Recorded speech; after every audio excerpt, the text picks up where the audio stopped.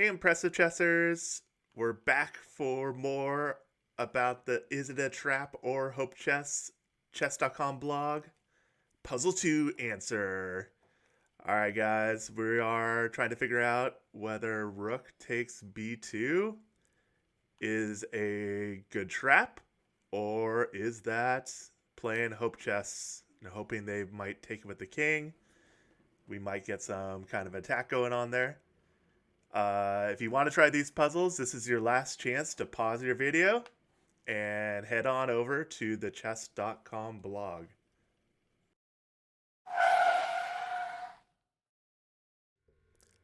Alright, guys, hopefully you tried out the puzzle if you so desired. Right now, we're going to get to the answer of whether Rook takes B2 was a good move and a legit trap, or was it just Hope Chess? So right now we see the score is 1.0 in White's favor, which means they are basically up a pawn. That is not a winning advantage yet. To have a winning advantage, you have to be somewhere over like 1.5 at least, or 2, preferably.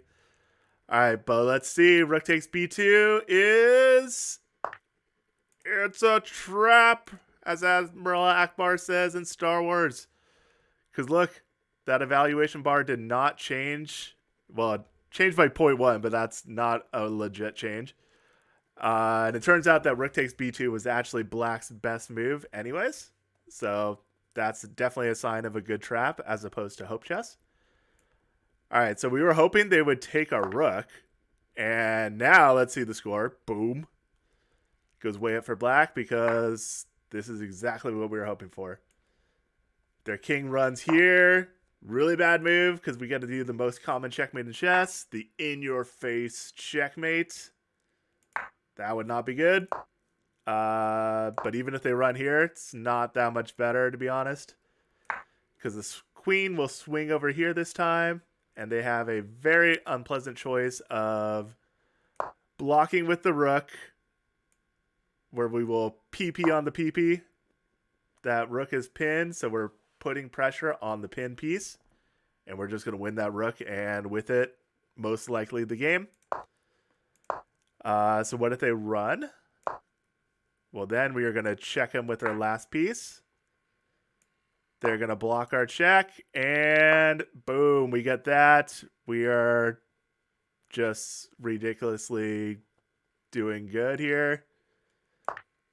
If they take here, then we get to sacrifice the rook. Check, and there's another mate. Woo, look at that battery. All right, that battery is the reason why White actually had a very good move. We'll see at the end of this video to keep their 1 point advantage that they have at originally. If we go all the way back to here. All right, so this was actually from one of my games a year before I became a national master of chess. And I'm playing another expert. And so they're obviously a very good chess player, and they play the best move for now. They bring their rook over to here, and now they are hoping that I'm like, oh, cool, a knight, yay! Guards the rook, takes a knight. I'm up 4 points now. What could be better? Well, not giving up a mate would be pretty nice. So luckily I did not do that, because my opponent would have surely seen that. And I actually brought my last piece into the game, and I'm setting another trap here. And they fell for it. This time they couldn't help themselves. So if you guys want, try to pause your videos. See what I had in store for them if they had played this move, which they did. All right, hopefully you guys saw that I can sacrifice the rook again. Yes. This time if they, well, they should take it because otherwise I'm going to take their knight with check. And then another rook sacrifice. But this one is a little bit more obvious. They can't actually take that rook because the in-your-face checkmate again. Ouch. And by the way, both times it if we wanted to, we could also do this checkmate. But why do that checkmate when there's the most common checkmate in chess? You just know that that's going to win the game. All right, let's go back to when the king was here. So they should not take that rook. They should instead run, which is what they did. And now originally I had intended to take this pawn, which hits the king and the rook twice. And here, I'll just play it for you. It's a very good move, and black has a very big advantage there. But I said, you know what?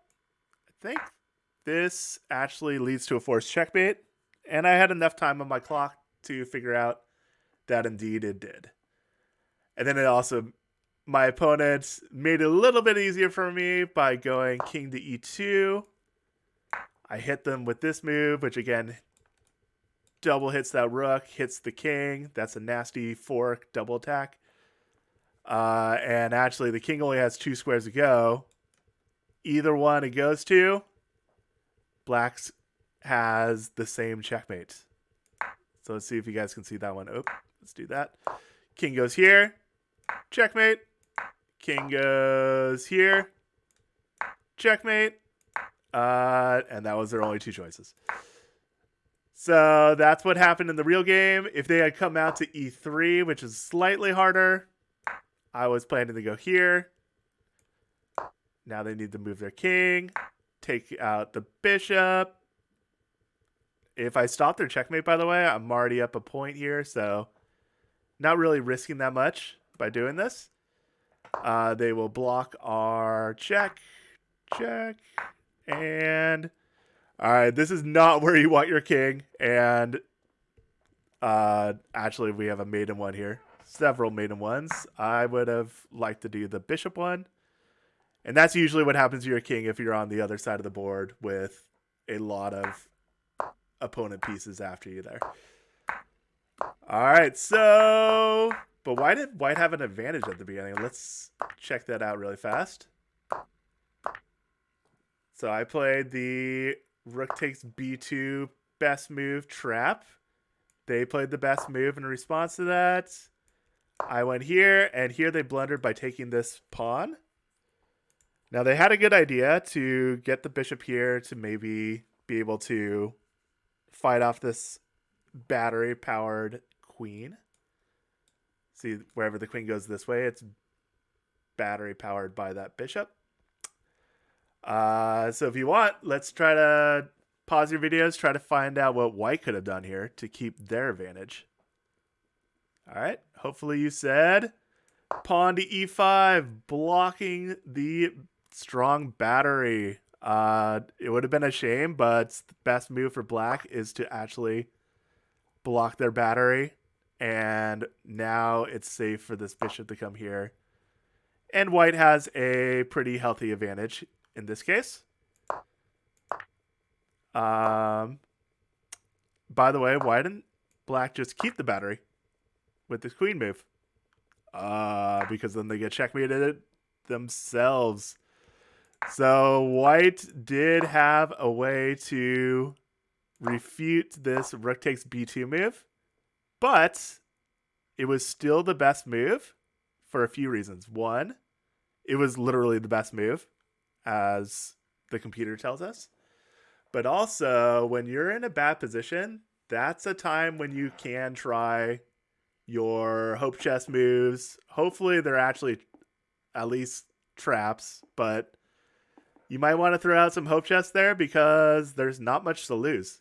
Because if they refute your hope chess, well, you're probably going to lose anyways. So that might be your best shot, is to play some tricky move as opposed to getting ground down by a strong opponent that would be able to do that to you.